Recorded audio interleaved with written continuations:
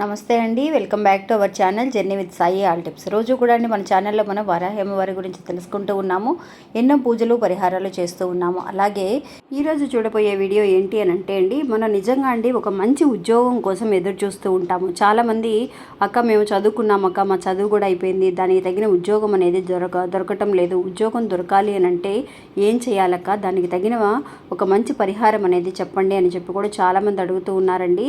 అంతేకాకుండా ఇంకా government job గురించి కానివ్వండి, లేదంటే ఎలాంటి ఉద్యోగమైనా సరే మీరు ఇష్టపడే ఉద్యోగం మీకు దక్కాలి అని అంటే కనుక రేపు 1వ తారీఖు అండి, ఎప్పుడు కూడా అండి మనం 1వ తారీఖు నాడు చేయబోయే ఒక మంచి దీపారాధనకి చాలా శక్తి ఉంటుందండి. అలాంటి ఒక దీపారాధన అనేది ఇప్పుడు నేను చూపించబోయే విధంగా కనుక అమ్మ ముందు 1వ తారీఖున మనం ఇప్పుడు నేను చెప్పబోయే ఈ సమయంలో ఒక శక్తివంతమైన ఒక మంత్రం కూడా ఉందండి. ఈ మంత్రాన్ని అనుకుంటూ అమ్మ ముందు దీపారాధన కనుక వెలిగిస్తే నిజంగా ఒక్క వారంలోనే అక్క నేను ఎన్నో రోజుల నుంచి ట్రై చేస్తూ ఉన్నానక్క, నాకు ఇలాంటి ఒక ఆఫర్ అనేది రాలేదు, అలాంటి ఆఫీస్లోనే నేను ఉద్యోగం చేయాలని అనుకున్నాను, నాకు దక్కలేదు, కానీ ఇప్పుడు ఇలాంటి ఒక దీపాన్ని వెలిగించానక్క, నేను 1వ తారీఖున మళ్ళీ వచ్చే వారానికే నాకు మంచి రిజల్ట్ అనేది కనిపించిందని ఎంతోమంది తెలియజేస్తూ ఉన్నారండి. మీ అందరూ కూడా ఒకసారి ప్రయత్నించి చూడండి. ఇంకా ఆ దీపం అనేది ఎలా వెలిగించాలనేది ఈరోజు వీడియోలో పూర్తిగా తెలుసుకుందాం. ఇంకా వీడియోలోకి వెళ్ళడానికి ముందుగా మన ఛానల్ని ఎవరైతే కొత్తగా చూస్తున్నారో వాళ్ళు ప్లీజ్ సబ్స్క్రైబ్ చేసుకోండి ఫ్రెండ్స్. మీకు వీడియో నచ్చితే కనుక ఒక చిన్న లైక్ చేసి సపోర్ట్ చేయండి, మీ ఫ్రెండ్స్ అందరికీ కూడా షేర్ చేయండి. ఇంకా వీడియోలోకి వెళదామండి. రేపు 1వ తారీఖు అండి, మంగళవారం. నిజంగా మీ అందరికీ తెలుసు, వారాహి అమ్మవారి భక్తులు అందరికీ తెలుసండి, మంగళవారం, శుక్రవారం, అమావాస్య, పౌర్ణమి, అష్టమి, పంచమి అని అమ్మవారికి ఇష్టమైన రోజులలో ఒక్క రోజు కూడా మిస్ అవ్వకుండా, ఒకవేళ అక్క నేను ఈరోజు మిస్ అయ్యాను అని అంటే మళ్ళీ మా శుక్రవారం కానీ లేదంటే మళ్ళీ వచ్చే పంచమి తేదీ కానీ మంచి మంచి రోజులు మనకి వస్తూనే ఉన్నాయండి. ఒకవేళ మిస్ అయినా కూడా అక్క నేను రేపు 1వ తారీఖు అని అన్నారు కదా, నేను మంగళవారం నాడు ఈరోజు చేయలేదు, మళ్ళీ ఎప్పుడు చేయాలి అనేది కూడా ఈరోజు వీడియోలో మనం తెలుసుకుందామండి. నిజంగా ఇలాంటి ఒక పరిహారాలండి, అక్క నేను ఉద్యోగం కోసం మట్టికే ఇది చేయాలని అంటే అండి, నిజంగా ఉద్యోగం కోసం ఫస్ట్ ప్రయారిటీ అండి. ఎలాంటి ఉద్యోగం అయినా సరే, గవర్నమెంట్ ఉద్యోగం కానీ, ఒకవేళ ఫారిన్లో ఉద్యోగం దొరకాలి, నేను ఫారిన్ వెళ్ళాలని అనుకుంటున్నాను అనేవాళ్ళు కానీ, ఎలాంటి ఒక జాబ్ పరంగా ఎవరైతే ఇబ్బంది పడుతున్నారో, శాలరీ నాకు దీంట్లో ఈ ఉద్యోగంలో పెరగటం లేదక్క, వేరే జాబ్ గురించి ట్రై చేస్తున్నాం, మా హస్బెండ్ గురించి నేను చేయొచ్చా, లేదంటే పిల్లల గురించి నేను చేయొచ్చా అని కూడా చాలామంది అడుగుతున్నారండి. ఎవరైతే మీరు మనసులో ఎవరి గురించి అయినా మీరు చేయొచ్చు, అంటే మీరు మన కొడుకు గురించి కానీ మన కూతురు గురించి కానీ సరే మనం చేయొచ్చు, అంటే వాళ్ళు చేయడానికి తెలియదు కాబట్టి వాళ్ళకి టైం ఉండకపోతే కనుక మీరు చేసేటప్పుడు కనీసం మీరు పక్కన అయినా సరే వాళ్ళని కూర్చోబెట్టుకోండి. లేదు దూరాన్ని ఉన్నారక్క, వాళ్ళు వేరే ఊర్లలో ఉంటున్నారు, అందువల్ల నేను చేసుకోవచ్చానంటే కనుక ఖచ్చితంగా చేసుకోవచ్చండి. ఇంకా ఇది చాలా శక్తివంతమైన ఒక పరిహారం అండి. మంగళవారం నాడు ఎప్పుడు కూడా మనం సుబ్రహ్మణ్య స్వామిని ఎక్కువగా చాలామంది పూజిస్తూ ఉంటారండి. ఎందువల్లంటే భూమికి సంబంధించిన విషయాలన్నీ కూడా, తగాదాలు కానీ లేదంటే సొంత ఇళ్ళు కొనుక్కోవాలన్నా ఇలాంటి విషయాలన్నిటికీ కూడా మంగళవారం నాడు ఆయన్ని అంటే సుబ్రహ్మణ్య స్వామిని ఎక్కువగా పూజలు చేస్తూ ఉంటారు. అలాగే ఆయనకి ఒక గొప్ప శక్తివంతమైన దీపాన్ని కూడా వెలిగిస్తే కనుక ఉద్యోగపరంగా కానీ లేదంటే ఇలాంటి భూమి తగాదాల సంబంధించిన విషయాలన్నీ కూడా తొలగిపోతాయని ఒక ఐదీకంగా చెప్పబడుతుంది. అలాగే అమ్మవారికి కూడా ఈ ధాన్యంతో అంటే ఇప్పుడు చూపించబోయే ఒక ధాన్యంతో కనుక మన అమ్మవారి ముందు దీపారాధన చేస్తే కనుక మంగళవారం నాడు కుజహోరా సమయం అనేది ఉంటుందండి. అది కూడా ఎప్పుడు అంటే 3 సమయాలలో మీరు ఎప్పుడైనా సరే ఇప్పుడు నేను చెప్పబోయే ఈ 3 సమయాలలో ఈ దీపాన్ని మీరు వెలిగించుకోవచ్చు. అది ఏ సమయాలు అని అంటే కనుక పొద్దున్న 6 గంటల నుంచి 7 గంటల వరకు, మధ్యాహ్నం 1 గంట నుంచి 2 గంటల వరకు, రాత్రి 8 నుంచి 9 గంటల వరకు. నిజంగా అమ్మవారికి ఎప్పుడు కూడా మన రాత్రి సమయాల్లో చేస్తే కనుక వెంటనే మన ప్రతిఫలాన్ని చూడొచ్చు అనేది ఒక ఐదీకంగా చెప్పబడుతుందండి. అందువల్ల 8 గంటల నుంచి 9 గంటల లోపు ఈ పరిహారాన్ని చేసుకోండి. మీరు నిజంగా ఒకవేళ సుబ్రహ్మణ్య స్వామిని చూసే భక్తులైతే కనుక, కుమారస్వామిని ఎక్కువగా పూజించే భక్తులైతే కనుక ఆయన్ని మనసులో తలుచుకొనైనా సరే మీరు ఈ దీపాన్ని వెలిగించవచ్చండి.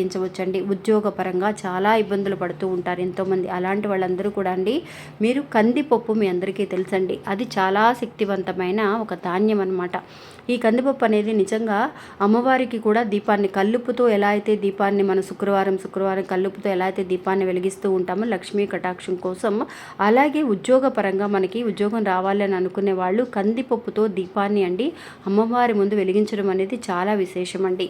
అలాంటి ఒక ధాన్యం అనేది నిజంగా ఇప్పుడు చెప్పినట్టుగా ఆయనకి కుమారస్వామికి ఎక్కువగా ఇలాగ ఉద్యోగాల కోసం భూమి తగాదాల కోసం ఎక్కువగా అలాంటి దీపాలు వెలిగిస్తూ ఉంటారు. రేపు మంగళవారం నాడు ఆయనకి విశేషం అనమాట. అలాగే మనం వరాహి అమ్మవారిని తలుచుకొని ఇలాంటి ధాన్యంతో చేస్తే కనుక నిజంగా 100కి 100% వెంటనే రిజల్ట్ అనేది కనిపిస్తుందండి. ఒక వారంలో నాకు రిజల్ట్ తెలియలేదక్క అని అనుకునే వాళ్ళు మళ్ళీ వచ్చే వారం కూడా, అంటే ఎప్పుడైతే మంగళవారం నాడు చేసుకుంటే ఇది మంచిదండి.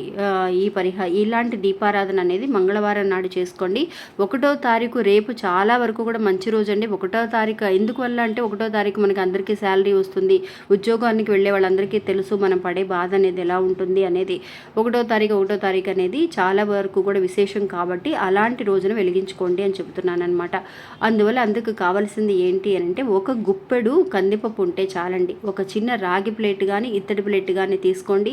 అందులో ఒక గుప్పెడు కందిపప్పుని పోయండి. రాగి ప్లేట్కి పసుపు కుంకాలు పెట్టుకోండి, చక్కగా రెడీ చేసుకోండి.